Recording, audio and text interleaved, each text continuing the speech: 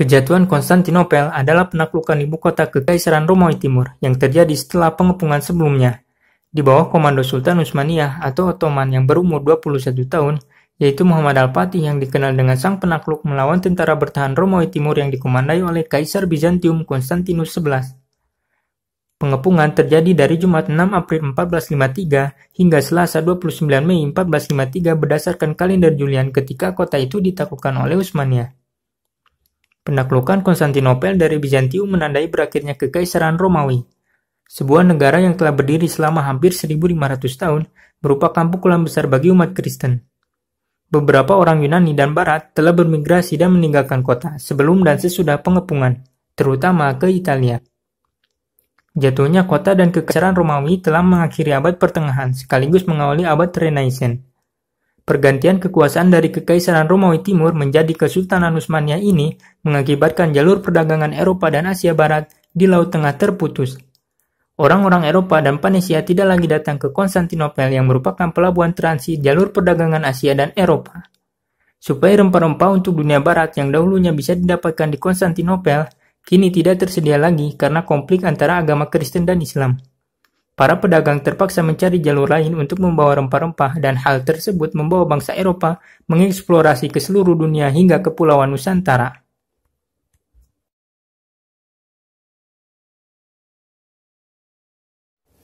Sesuai tradisi Utsmani, Mehmed II yang seorang Sezade yang berarti pangeran yang menjadi putra mahkota diperintahkan untuk memerintah Amasa pada usia 11 tahun pada tahun 1444 Masehi. Wilayah ini zaman dahulu disebut Amasia dalam bahasa Yunani yang selalu disebut-sebut dalam dokumen Alexander Agung. Ia dinobatkan sebagai Sultan Turki Ottoman pada usia 12 tahun. 2 tahun kemudian, ketika gabungan pasukan The Crusader atau tentara salib yang dipimpin oleh Janus Hunyadi dari Hungaria kemudian menyerang Turki Ottoman. Lalu sang ayah Murad II kembali naik takhta atas saran dari seorang penasihat, Chandari Halil Pasha. Mehmed II resmi menjadi Sultan ke-7 Turki Ottoman pada usia 19 tahun. Ia naik takhta untuk kedua kalinya pada tahun 1451 menggantikan sang ayah yang wafat. Ketika Sultan Murad II digantikan oleh anaknya Mehmed II pada awal 1451, yaitu Sultan muda baru yang ketika itu berumur 19 tahun, akan dibuat menjadi penguasa yang dianggap belum mampu dan tidak menimbulkan ancaman besar bagi posisi Kristen di Balkan dan Asia. Keyakinan ini diperkuat oleh utusan Eropa yang telah dikirim untuknya pada awal pemerintahan.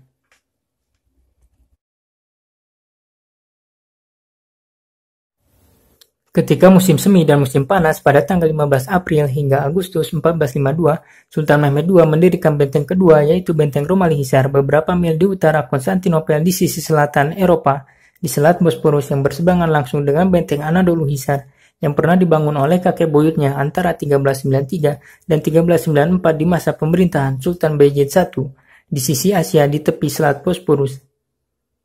Tinggi benteng itu sekitar 82 meter. Maka jadilah dua benteng yang berhadapan dari Asia ke Eropa yang dipisahkan jarak 660 meter yang akan menaikkan pengaruh Turki di selat itu. Adapun fungsi dari benteng ini untuk mengendalikan penyeberangan armada laut dari arah timur Bosporus ke arah barat dan untuk mencegah bantuan dari koloni Genoa dan Panesia di pantai Laut Hitam di utara sampai ke kota Konstantinopel, sehingga kota akan terkepung. Benteng ini disebut dengan Rumeli Hisar di wilayah Romawi dan Anadolu Hisar di wilayah Anatoli, dan menjadi bagian nama Eropa dan Asia dari Kesultanan Utsmaniyah. Benteng ini juga dikenal sebagai Bogeskesen dalam bahasa Turki, yang memiliki makna yaitu pemblokir selat yang menekan posisi strategis. Dalam bahasa Yunani, benteng ini bernama Laumokofia yang juga menyandang makna yang sama.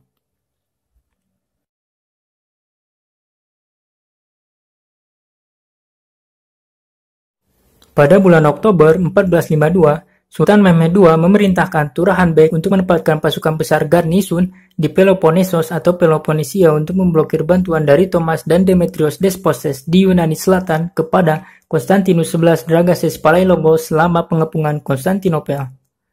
Kapten dari Turki Ottoman yaitu Karacapasa, Beylerbeyi, dan lain-lain dari Lumelia mengirim pasukan untuk mempersiapkan jalan dan jembatan untuk membawa meriam besar dari Adrianopolis atau Edirne ke kota Konstantinopel yang dilakukan oleh 50 tukang kayu dan 200 pekerja. Kaisar Bizantium Konstantinus XI meminta Eropa Barat untuk menolong. Namun bantuan itu tak berjalan dengan mulus dan tak kunjung datang sejak saling ekskomunikasi antara Ortodoks dan Katolik Roma pada tahun 1054 Masehi. Di musim panas pada tahun 1452, ketika tugas Rumeli Hisar sudah berakhir dan ancaman yang berasal dari Kesultanan Utsmania semakin dekat, lalu Kaisar Konstantinus menulis surat kepada Paus untuk berjanji dan melaksanakan perserikatan tersebut. Rencana Sultan Mehmed II untuk menyerbu Konstantinopel sudah terendus pada Februari 1453 saat Kekaisaran Romawi Timur mengutus duta besar dari Senat di Panesia bahwa Turki Utsmania akan mengepung kota itu. Kaisar Konstantin I pun cemas akan ibu kota Kekaisaran Romawi Timur itu jatuh ke tangan Turki Utsmani jika tidak dibantu kekuatan kelompok Kristen di Eropa. Akan tetapi, para pemeluk Kristen di Eropa disibukkan dengan perebutan kekuasaan setelah Kekaisaran Romawi Barat tumbang, mengingat Prancis dan Inggris sedang terjadi perang 100 tahun, dan di Spanyol sedang terjadi Reconquista. Selain itu, perang internal terjadi dalam kerajaan Jerman, Hungaria, dan Polandia yang telah mengalami kekalahan dalam Perang Parnapan 1444. Meskipun beberapa pasukan tiba dari negara kota perdagangan di Italia Utara, akan tetapi bantuan Barat tidak cukup untuk mengimbangi kekuatan Ottoman. Walaupun segelintir orang-orang dari Barat datang untuk membantu mempertahankan kota atas keinginan mereka sendiri. Di antaranya, Kardinal Isidorus didanai oleh Paus Nicholas tiba pada tahun 1452 dengan 200 pemanah. Selain itu, seorang prajurit ulung dari Genoa bernama Giovanni Giustiniani tiba pada bulan Januari 1453 dengan 400 pasukan dari Genoa dan 300 pasukan dari Genoa Chios. Sebagai seorang ahli dalam mempertahankan kota-kota bertembok, Giovanni Giustiniani langsung diberi komando untuk mempertahankan seluruh tembok Konstantinopel oleh sang kaisar. Sekitar waktu yang sama, kapten kapal Panesia yang kebetulan tiba di Teluk Tanduk Emas menawarkan bantuan mereka kepada Kaisar Konstantin, yaitu Niccolo Barbaro, seorang ahli perkapalan dari Panesia dan ditugaskan oleh Kaisar untuk mempertahankan tembok di wilayah perairan. Selain itu, Paus Nicholas V mengambil langkah untuk mengirim bantuan kapal yang akan berlayar mendekati akhir Maret dengan syarat dan ketetapan. Sementara itu, di Panesia sedang terjadi musyawarah mengenai jenis bantuan yang akan diberikan Republik kepada Konstantinopel. Senat memutuskan untuk mengirim armada pada Februari 1453, tetapi keberangkatan armada tertunda hingga April, sehingga bantuan kapal itu terlambat dalam pertempuran. Kekhawatiran Kaisar pun akan serangan laut dari Turki Utsmani di sepanjang pantai Tanduk Emas akan terjadi. Maka Kaisar Konstantin XI memerintahkan agar rantai pertahanan ditempatkan di mulut pelabuhan di gerbang masuk Tanduk Emas. Rantai raksasa ini dipasang dan mengapung di atas kayu gelondongan dan sangat kuat untuk mencegah setiap kapal Turki yang mencoba memasuki pelabuhan. Perangkat ini adalah salah satu cara untuk menahan dan mengulur waktu pengepungan sampai datangnya bala bantuan. Strategi ini digunakan karena pada tahun 1204, pasukan salib pada Perang Salib keempat yang berhasil mengelabui pertahanan darat Konstantinopel dengan menembus tembok Tanduk Emas. Strategi lain yang digunakan oleh Bizantium adalah memperbaiki benteng tanah dan benteng tembok Theodosian yang rusak dari serangan meriam raksasa Turki. Kaisar Konstantin menganggap perlu untuk memastikan bahwa tembok di Stiglitz-Cerne adalah yang paling dibentengi karena bagian tembok itu yang paling menjorok ke utara.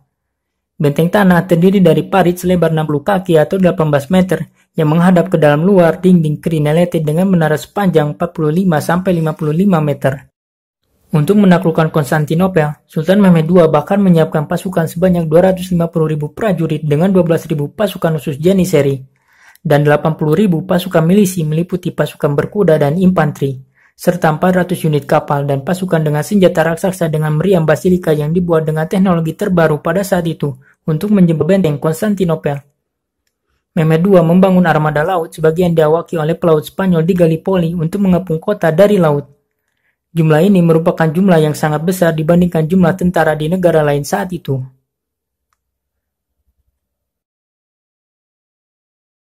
Sultan Mehmed II selalu memperhatikan situasi, kondisi, dan pasukannya. Selain itu, Al-Fatih memiliki para penasehat dan ahli perang yang bisa diandalkan. Syekh Samsuddin, Halil Fasa, dan Zaganos Fasa adalah 3 orang terpercaya Sultan dalam melakukan penaklukan Konstantinopel. Mehmed II melakukan berbagai strategi dan persiapan untuk mengepung Konstantinopel, termasuk 2 benteng Bogaskesen. Meskipun sempat ada armada Fenisia yang berusaha mendobrak dan memblokade pada Maret 1453, justru membuat jalur pertahanan laut Konstantinopel benar-benar terputus. Sebuah armada Turki Ottoman yang dipimpin Sulaiman Baltoglu berhasil menjaga rute, sehingga Venesia menyarankan Kaisar Konstantinus XI mencari bantuan dengan negara Kristen lain di Eropa.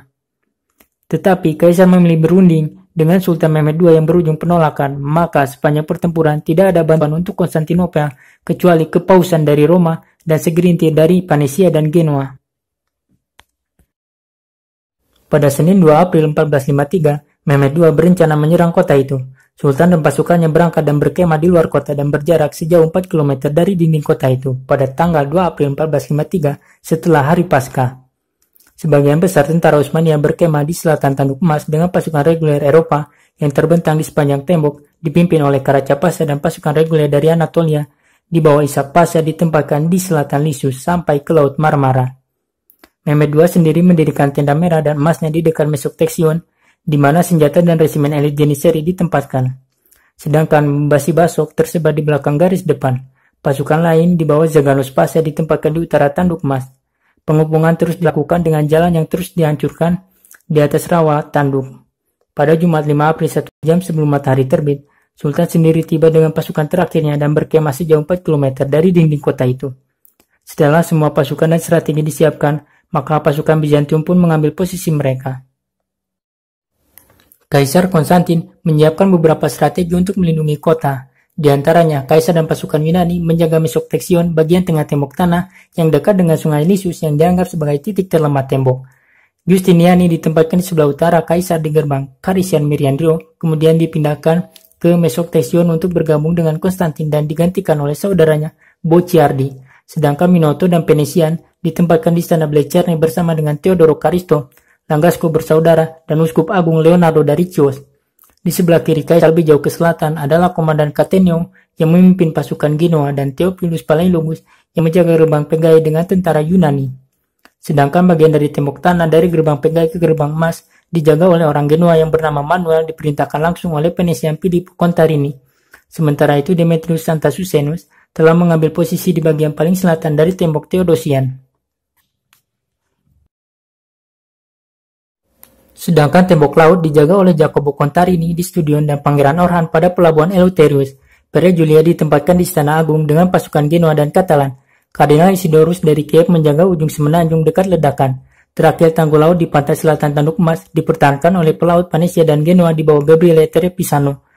2 cadangan taktis disimpan di belakang kota, satu di distrik Petra, tepat di belakang tembok tanah, dan satu lagi dekat gereja para Rasul Suci. Di bawah komando Lukas Notaras dan Nicephorus Palaiologus, Venetian Alpiso Diodoro memerintahkan kapal-kapal di pelabuhan. Serangan ke Konstantinopel dimulai seusai sholat Jumat pada 6 April 1453. Mehmed II memerintahkan Panglima Perang Karaca Dai Pasha menyerang kota itu. Selain Karaca Pasha, Panglima Perang Zaganos Pasha dan Sulaiman Baltoglu dilibatkan oleh Mehmed II dalam peperangan itu. Kemudian, Mehmed II dan pasukannya mulai mengepung dari 3 arah, selatan, timur, dan barat. Dalam pengepungan, Mehmed II membawa meriam paling hebat pada zaman itu. Meriam raksasa atau yang dikenal dengan meriam Dardanella yang dibuat oleh ahli senjata dari Hungaria yang bernama Orban. Saking beratnya, meriam ini harus ditarik oleh 60 ekor lembu dan 200 tentara Turki Ottoman sampai berada pada jarak 8 km dari Konstantinopel. 2 hari kemudian, Mehmed II bersama pasukannya mulai menyerbu Konstantinopel dari darat dan laut. Mehmed II dan pasukannya berusaha untuk menembus benteng Theodosian, benteng yang menjadi kebanggaan Kekaisaran Bizantium saat itu, di mana mereka memulainya dari pintu Selat Bosporus melewati perairan Marmara untuk sampai di pelabuhan laut Golden Horn atau Tanduk Emas. Lalu, pada tanggal 11 April 1453, dia memerintahkan pasukan infanterinya untuk melakukan serangan dan melanjutkan gempuran dengan meriam. Dinding kota Konstantinopel perlahan rusak akibat serangan meriam. Meskipun dinding kota Konstantinopel dapat berlubang akibat serangan meriam Orban, akan tetapi teknologi meriam pada saat itu belum cukup maju untuk menembus dan menguasai kota itu. Selama pengepungan, persediaan dan logistik dari Utsmani semakin menipis dan berkurang. Pasukan Turki masih belum mampu menembus tembok yang panjangnya 5,7 km di sepanjang Laut Marmara. Salah satu tembok benteng terkuat yang pernah ada yang dimiliki Yunani karena meskipun tembok dapat dijebol, akan tetapi dinding baru saja diperbaiki di bawah komando Yohanes VIII sehingga posisi mereka berada dalam kondisi yang cukup baik dan mereka dapat bertahan sampai bantuan dari barat tiba. Selain itu, para pasukan Bizantium dilengkapi dengan armada dengan 26 kapal, diantaranya 5 dari Genoa, 5 dari Venesia, 3 dari Venesia Kreta, 1 dari Ancona, 1 dari Aragon, 1 dari Prancis, dan sekitar 10 dari kekaisaran itu sendiri.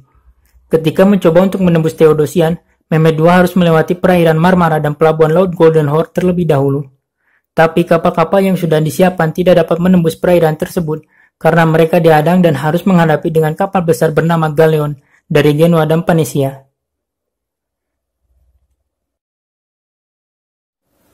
Meskipun armada laut Turki jauh lebih besar dan berjumlah 400 unit, akan tetapi kapal Bireme kalah telak dengan kapal raksasa yang berjumlah 26 unit. Selain itu, pihak Bizantium menanam rantai-rantai besar di dalam perairan, sehingga ketika rantai dibentangkan maka tidak ada satupun kapal Turki yang dapat melewatinya. Mereka pun menyiapkan pasukan sebanyak 28 kapal. Taktik tersebut sukses menghentikan pergerakan Angkatan Laut Turki Ottoman, dan armada laut Turki pun terdesak dan kalah saat pertempuran di laut pada tanggal 20 April 1453. Kekalahan armada laut Turki membuat Sultan terpuruk dan memberi kesempatan kepada seorang penasihat Sultan bernama Halil Pasha, seorang Perdana Menteri yang mencoba untuk membujuk Sultan agar mengubah impiannya menguasai Konstantinopel dan membuat perundingan damai tanpa menguasai kota itu dan kembali meninggalkan tempat itu. Namun Sultan tidak mendengarkan bisikannya dan memilih berusaha dan berpikir keras. Pada tanggal 22 April 1453, Mehmed II memerintahkan pembangunan jalan kayu yang dilumuri minyak Galata di sisi utara Tanduk Emas dan menyeret kapalnya melewati bukit langsung ke Tanduk Emas. Para prajurit menggunakan kayu yang dilapisi pelumas untuk memudahkan pengangkutan kapal melewati daratan yang sejauh 1 mil. Dalam waktu semalam ketika gencatan senjata, 70 dari 80 kapal Turki Ottoman dapat sampai ke perairan di balik bentangan rantai.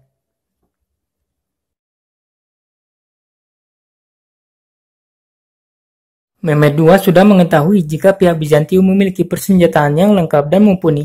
Selain pasukan kavaleri yang banyak, Kaisar Bizantium yaitu Konstantinus XI pun memiliki senjata katapel perang dan panah berapi. Api tersebut adalah api Yunani yang bahkan tetap menyala walaupun di air. Baik katapel maupun panah berapi tersebut akan langsung membakar apa dan siapa saja yang ia kenai. Pada malam 28 April 1453, sebuah upaya dilakukan oleh Bizantium untuk menghancurkan kapal-kapal Ottoman yang sudah berada di Tanduk Emas. Tetapi, Utsmania memaksa pasukan Bizantium mundur dengan kerugian besar. Pada tanggal 21 Mei 1453, Mehmed II mengirim duta besar dan menawarkan pilihan jika menyerahkan kota itu, maka pengepungan akan dihentikan. Namun, Kaisar tidak mau meninggalkan kota itu tanpa perlawanan. Kemudian, pertempuran pun kembali berlangsung. Pada tanggal 20 Mei 1453, Bizantium menghancurkan semua terowongan Turki. Sebelumnya pada 16 Mei sudah terputus, kemudian terowongan berikutnya terputus pada tanggal 21 dan 23 Mei yang telah dihancurkan dengan api Yunani. Pada tanggal 25 Mei 1453, pertempuran di bawah tanah dilakukan melalui penggalian terowongan oleh orang ahli tambang dari Jerman dan Serbia yang diperintah oleh Novgorod di bawah komando Zaganos Pasha untuk meruntuhkan struktur benteng Konstantinopel. Para prajurit pun berusaha untuk menembus benteng lewat jalur bawah tanah. Mehmed II memerintahkan pasukan para penambang untuk menggali jalur panjang bawah tanah dan terowongan guna menghancurkan pondasi benteng berlapis milik Bizantium. Diharapkan, pondasi dan menara-menara benteng akan runtuh ketika diledakkan agar Mehmed II serta prajurit yang bertempur di atas tanah dapat memasuki benteng. Akan tetapi, taktik tersebut tidak berhasil, karena pihak tentara Bizantium di bawah komando Insinyur Johannes Gren dari Jerman mengetahuinya terlebih dahulu sebelum para penambang sampai ke batas benteng. Tentara Bizantium pun turut menggali untuk menemukan dan bertempur dengan para penambang sebelum pihak musuh mencapai terowongan di mana pasukan Mehmed berada. Mereka meledakkannya terlebih dahulu guna meredam jangkauan musuh dalam menemukan mereka.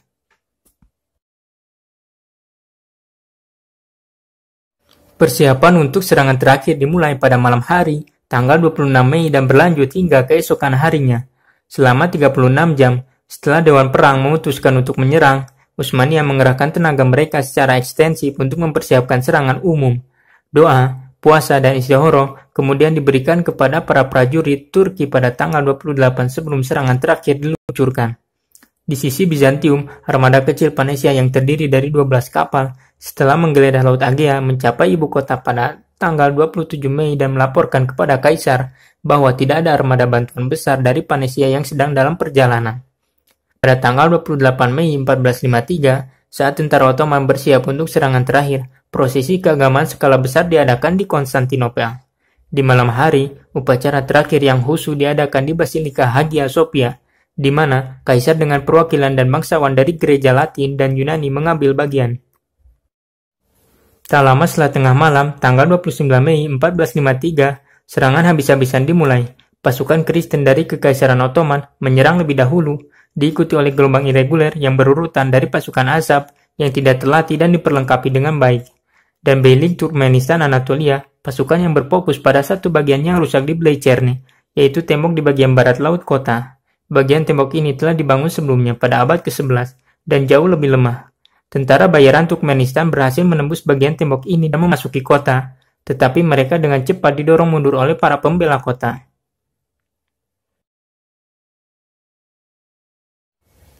Akhirnya, gelombang terakhir yang terdiri dari pasukan elit Janissary menyerang tembok kota. Jenderal Genoa yang bertanggung jawab atas pasukan darat, yaitu Giovanni Giustiniani, terluka parah selama serangan itu, dan evakuasi dari benteng menyebabkan kepanikan di barisan pembela. Dengan pasukan Genoa, Giustiniani mundur ke kota dan menuju pelabuhan. Konstantinus dan anak buahnya telah dibiarkan sendiri dan terus bertahan melawan pasukan elit Janissary. Namun, pasukan Konstantinus akhirnya tidak dapat mencegah Ottoman memasuki kota dan para pembela kewalahan di beberapa titik di sepanjang tembok.